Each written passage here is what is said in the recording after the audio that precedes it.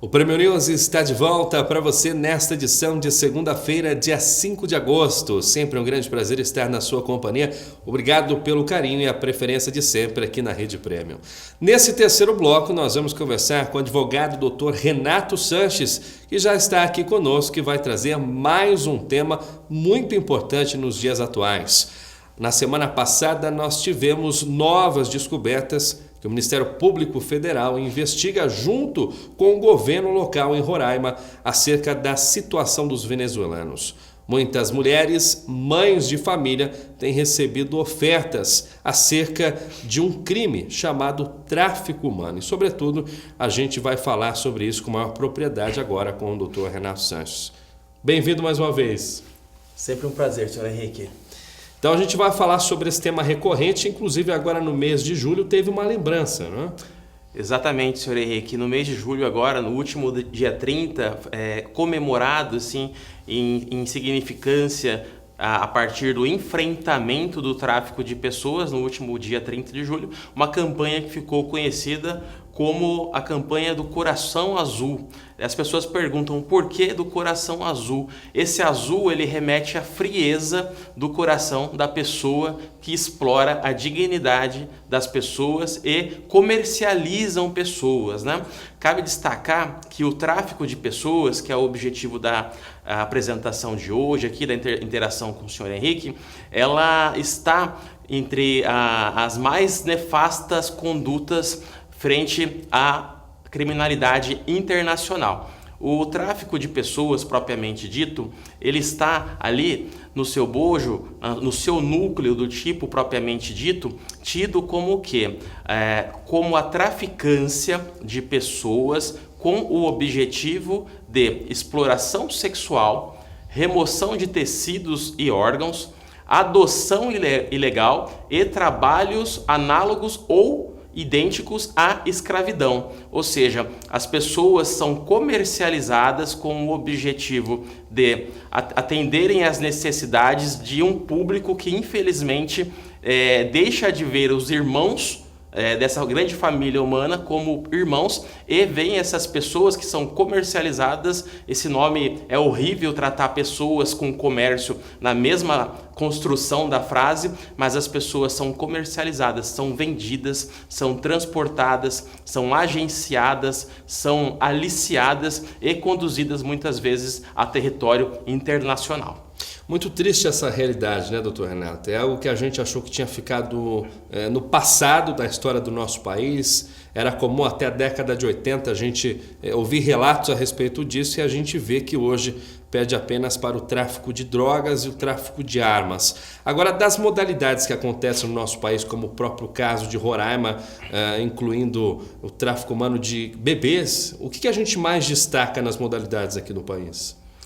Olha, no país a gente tem diversas modalidades que ocorrem. Essa questão, como o senhor levantou, frente às possibilidades da adoção ilegal, que é essa venda propriamente dita das crianças, tem que se avaliar quais são os motivos que estão conduzindo essa comercialização dessas pessoas nessa idade tão tenra do desenvolvimento humano.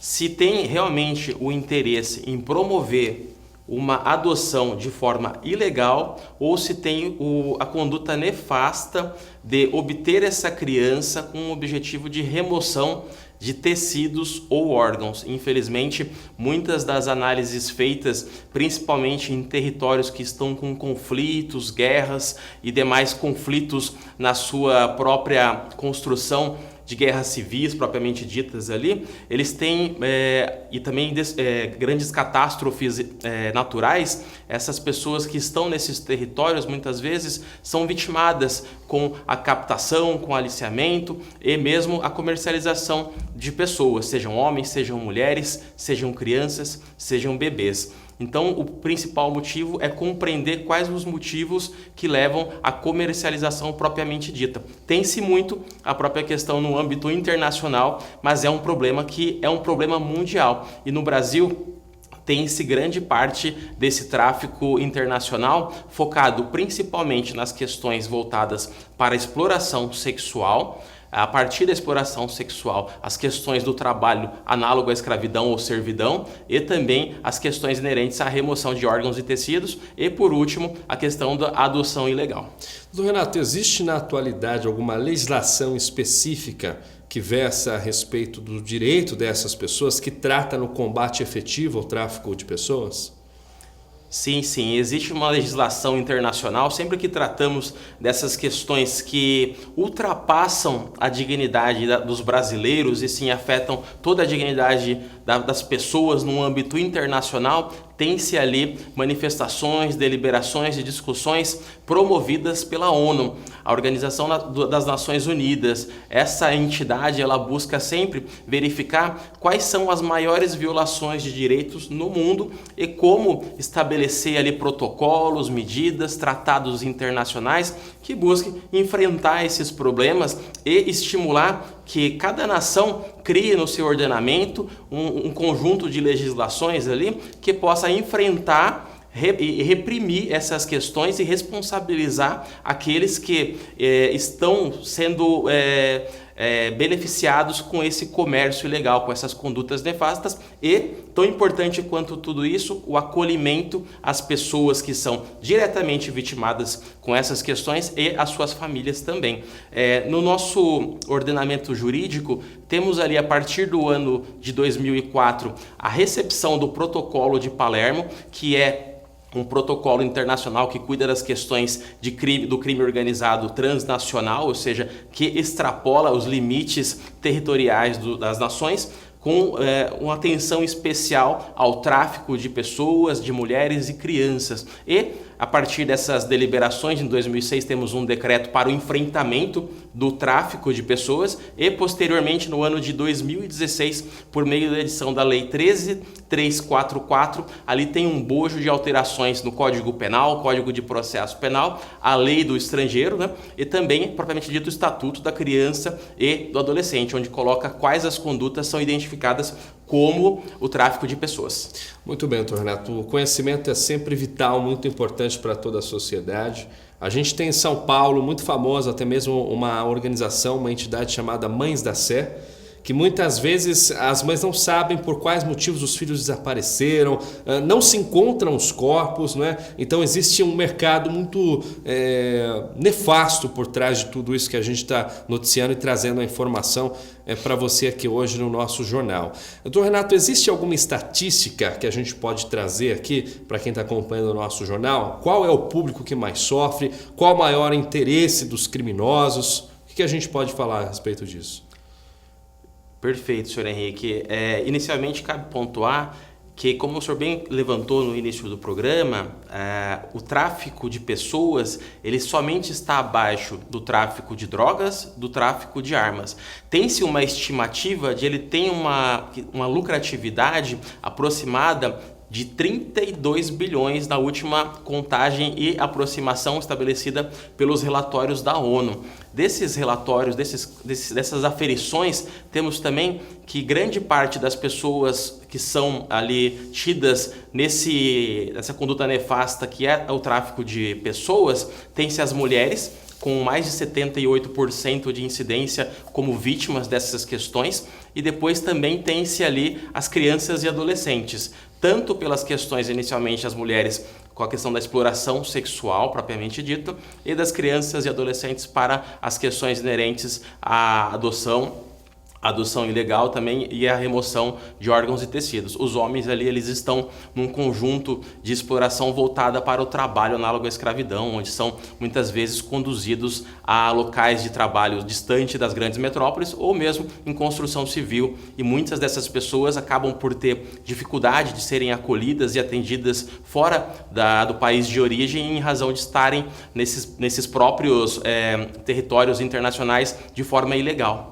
Doutor Renato, havendo a descoberta por um ente social ou até mesmo por uma pessoa que tenha conhecimento desta prática irregular, desse crime, a melhor forma de denunciar através do boletim de ocorrência, disque denúncia, qual seria a melhor forma de denunciar essa prática?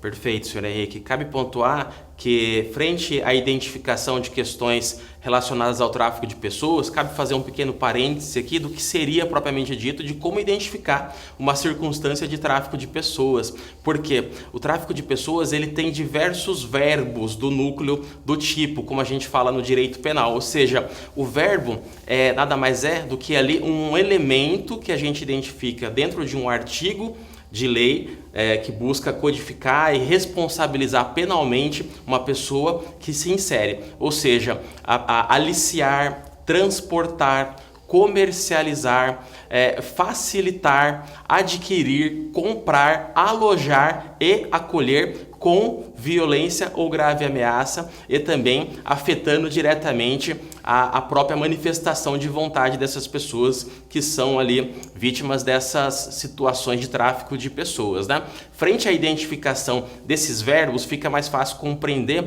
em que momento a pessoa está dentro da circunstância do tráfico de pessoas. Analisadas essas questões, o mecanismo inicial que é sempre recomendado para fazer a denúncia inicial, denúncia com todas as aspas aqui, é a situação do número Disque 100, que é o Disque, o número que colaciona diretamente com o Ministério de Direitos Humanos da nossa nação, que hoje teve a sua alteração na nomenclatura, né, onde tem-se ali Ministério da Mulher e dos Direitos Humanos, da Família e dos Direitos Humanos, propriamente dito. E quando forem circunstâncias que afetem também as mulheres, o Disque 180 também pode ser uma oportunidade, mas isso também não impede que seja encaminhada à autoridade policial, delegado de polícia ali, as questões inerentes a essa prática posterior à identificação.